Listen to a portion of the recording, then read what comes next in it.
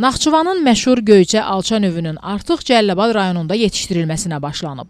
Bir neçə ildir salınmış bağ bu meyvənin cənub bölgəsində geniş şəkildə becərildiyi ilk təsərrüfat sayıla bilər.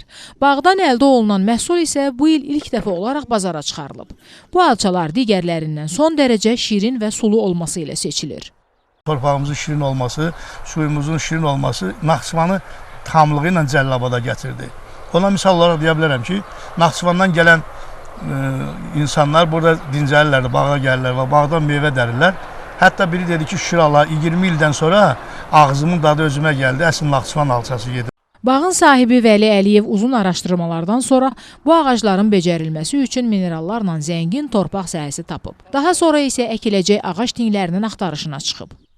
Tərtər rayonuna getdim və xahiş elədim ki, mənə Göyçə alçası lazımdır Naxçıvanın. Aldım, gətirdim. 4 ildən sonra bu 1000 dənə ağacın meyvəsini Bakıya aparanda tanımadılar. Naxçıvanın məşhur alça növünü yetişdirməyə qarşısına əsas məqsəd qoyan Vəli Əliyev 1001 zəhmət hesabına becərdiyi ağacları kəsib, onları yenisi ilə əvəz etmək istəsə də, sonradan bağdakı bütün ağaclara calaq vurmaqla onların növünün dəyişməsinə nail olub. Naxçıvandan dostlarımızdan gətirdim, xahiş elədim, sağ olsunlar. Həmin calaq dövrü hissəsə təyyarə ilə göndərdilər və biz də onları ilə gətirdiyəcən caladıq ailə üzvlərimizdən biri də. Yəni başqasına umud olmaq olmaz bağı. Bağı gələk özünü salasın. Bu il təsərrüfatından 4 tona qədər alça götürən bağ sahibi məhsulun 1 kiloqramını 3 manat 50 qəpiyə satıb.